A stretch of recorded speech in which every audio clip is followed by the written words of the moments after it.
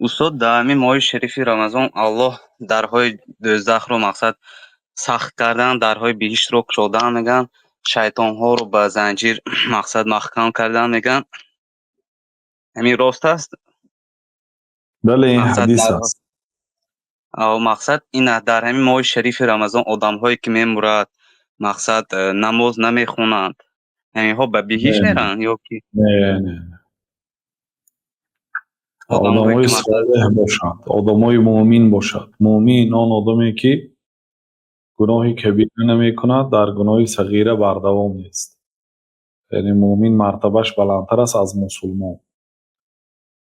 برای آدم های بیدین دخل ندارد این چیزا. یعنی که هر یک آدمی که در یک روز چندین آدم میمورد در دنیا، همه آنها به بهشت میرد؟ نه، این مخصوص برای آدم های دیندار.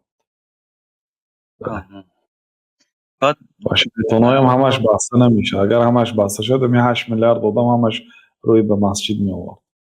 شیطان های فقط مارید سرکش بسته میشه.